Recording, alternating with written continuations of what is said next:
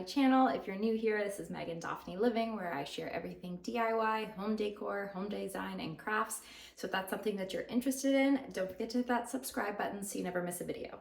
Today, I thought I'd share my kitchen makeover that I did just about a year ago to share how it's holding up, what I would do differently, and what I'm really happy I went with. So what I ended up doing was repainting my cabinets, putting all new hardware on, installed new laminate countertops. I put a new backsplash on and floating shelf. And it's crazy to believe that it's been 1 year since we've done this renovation, but I gotta say it's holding up quite well. So let's get into it. So these kitchen cabinets are original from the 80s. They were painted about 10 years ago when we moved in. It was kind of like a yellowish-y beige color, and the paint was definitely starting to chip in certain areas, and the cabinets just were looking a little bit beat up. But we wanted to be budget friendly, so we did opt to rework the cabinets and keep them. This would be my third kitchen that I painted, so I kind of knew what I was getting into, and it honestly may sound intimidating, but it's really not. It's actually a super simple project. It just takes time. So if you've got the time and you're willing to put in a bit of elbow grease, it can be a really cost-effective project. So what I ended up doing was I sanded down all of the cabinet doors, removed all the old hinges and old hardware. And because these were actually handles, I wanted to go with knobs and do pulls for the drawers. So I actually filled in the nail holes here for the top hole.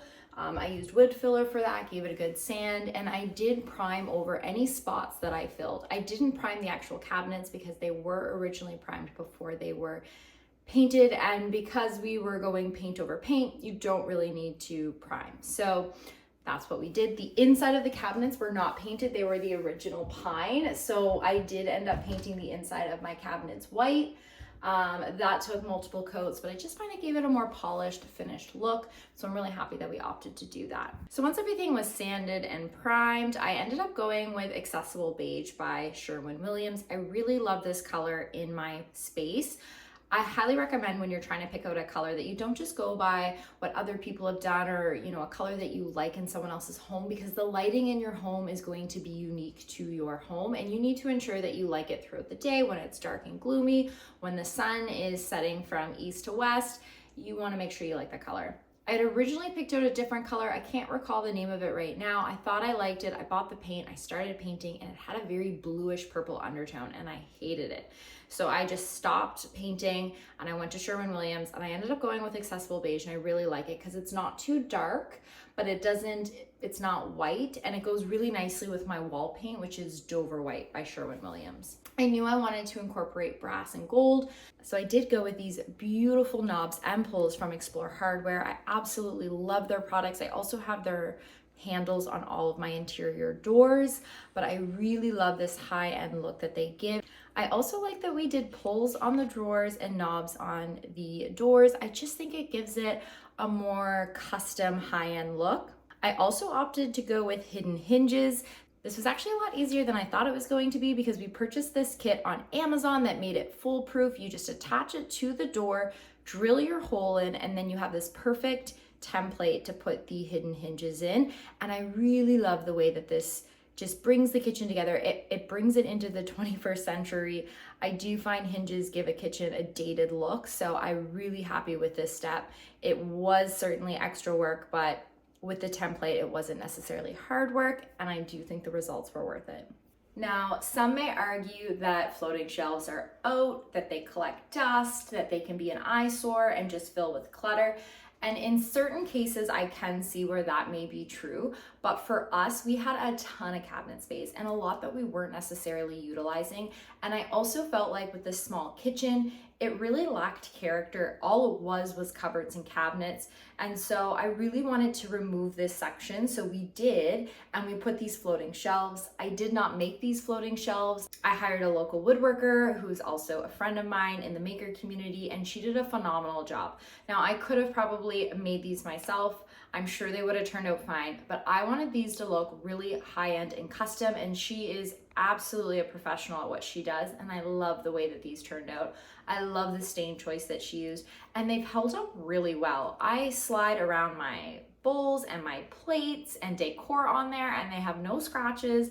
They seem to be able to withstand things really well, and we secured them really well to the wall and actually tiled around them. So they are in the studs, fully secure, and then we tiled around them.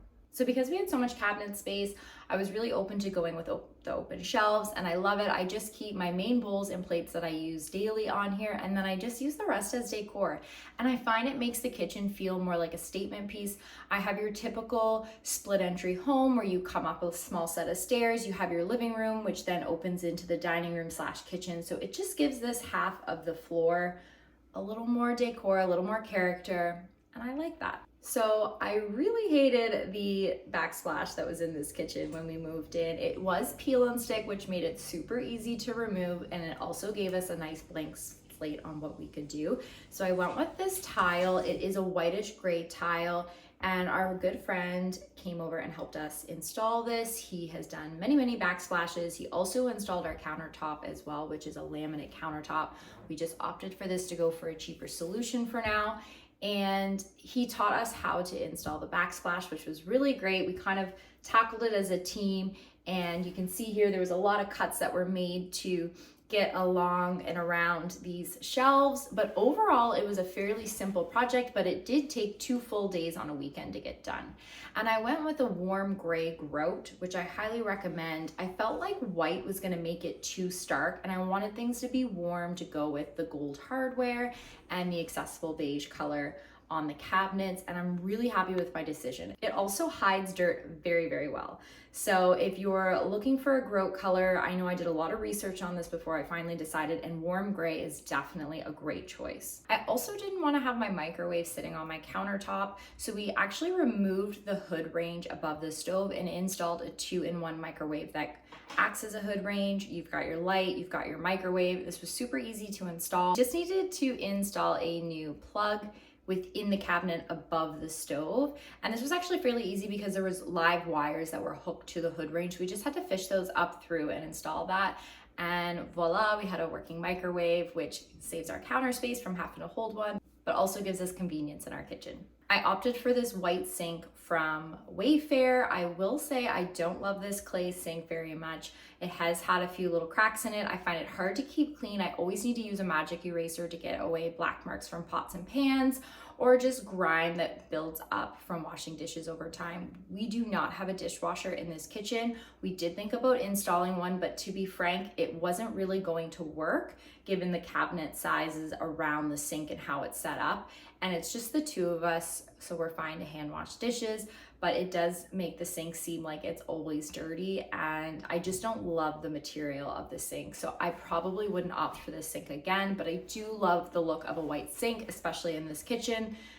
So it seems like a cost that I just have to pay to have what I want. I love this faucet. It's a brass color. I got it from Canadian Tire. And what I love about the brass versus the nickel, we did have the nickel before, and I just found it always looked so dirty with fingerprints and grime. And I find the brass gold faucets seem to hide that really well. Like, I don't feel like there's ever any dirt on it, even though sometimes there is. And so I really love that look. I did replace the light fixtures as well, which they are both from 2 different places. The one on the ceiling is from Kent, which is also a Canadian company, and the one above the sink is from Canadian Tire, also a Canadian company. So I like that they complement each other, but they are different. And then I got these beautiful Roman shades from 2 Pages. I love the color. Same ones in my bedroom. I forget the name of the shade, but it's a beautiful brownish beige, and they open and close very nicely. I get a lot of sun in the morning through my window, so when I'm doing dishes, if I feel like the sun's in my eyes, I'm able to close the blinds, and I like that it gives everything a polished look. It kind of ties everything together.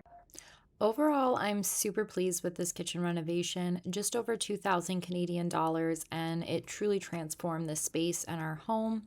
If you're interested in painting your kitchen, I have painted 3 kitchens and have since made a very affordable ebook to walk you through the steps. So you can check that out. I'll have that linked in the description on my website. Thank you for watching, and we'll see you in the next one.